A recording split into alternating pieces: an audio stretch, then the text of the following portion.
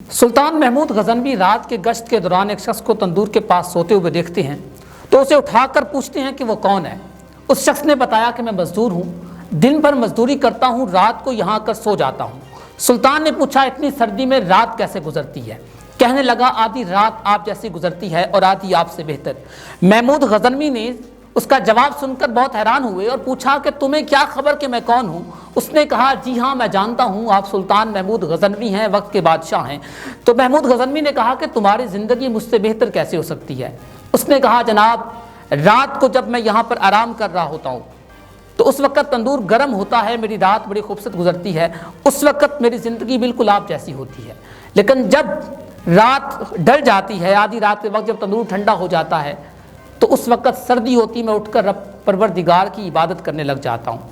तो रब्बे करीम की वो इबादत आपकी उस ज़िंदगी से बेहतर है जो आप दुनिया से बिल्कुल नाआशना होकर गुजारते हैं। आप नींदे खरगोश के मज़े ले रहे होते हैं। बादशाह हो या फ़कीर, हर शख्स की ज़िंदगी से रोज़ एक ईंट सिरका दी जाती है। इमरान खान साहब, क्या आपको इस बात का ख्याल आया जब आपका मुल्क डूब रहा था, मासूम लोग मर रहे थे और आप हेलीकॉप्टर पर उनके मंजर देख रहे थे, जब आप तोशा खाना की घड़ी और दीगर चीज़ें हड़प कर रहे थे, तब आपको सिद्दीक़ अकबर, उमर फारूक की मिसालें क्यों याद नहीं आई?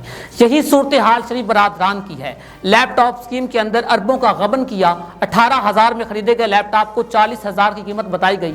लाहौर से इस्लामाबाद तक शाहराह की तामीर में 160 मिलियन निगल लिए गए। स्टेट बैंक के कर्जों में 140 मिलियन का चूना लगाया गया। चीनी की बरामद के दौरान 60 मिलियन लूट लिए गए। 58 मिलियन अमेरिका और कनाडा से गंदम की दरामदी के दौरान लूटे गए। जरदारी साहब तो सब पे भारी हैं, उनकी करप्शन का अगर बाब खोला जाए तो वो सबसे आगे हैं।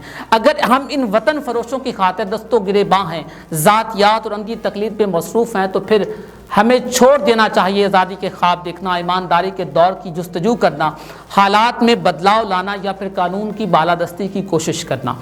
ये तमाम के तमाम वतन फरोश दर हकीकत वतन को कंगाल करने में मसरूफ़ हैं। हम हैं कि इनकी खातिर एक दूसरे के साथ दस्तों गिरेबां हैं। ये लोग जब लूट मार कर लेते हैं तो ये इस मुल्क के अजीज़ को छोड़कर बाहर कहीं अपनी जायदादें बनाते हैं और कहीं मुल्क को लूट कर अपनी मनमानियाँ करते हैं। और हम हैं कि इनकी खातिर अपने रिश्तेदारों से, अपने लोगों से, हत्ता कि दीन इस्लाम से भी बाज़ औक़ात हम लोग लड़ना शुरू कर देते हैं। हम इस्लाम के ख़िलाफ़ इस तरह के असूल और कवायद और न जाने किस तरह की चीज़ें बना के हम इन नाम नहाद हुक्मरानों को, इन सियासतदानों को सही साबित करने के लिए गलत तरीके से चीज़ें कोड करते हैं। हमें ख्याल करना है, हमें सोचना है कि हमारे मुंह से निकली हुई हर बात हमारी रिस्पॉन्सिबिलिटी में आती है, हमारी ज़िम्मेदारी में आती है। आपको, मुझे और हम सबको इस वतन अजीज़ के लिए बेहतर कोशिश करनी है। इसके साथ ही अपने मेज़बान आके फ़याज़ को दीजिए इजाज़त। अल्लाह ने के बाद।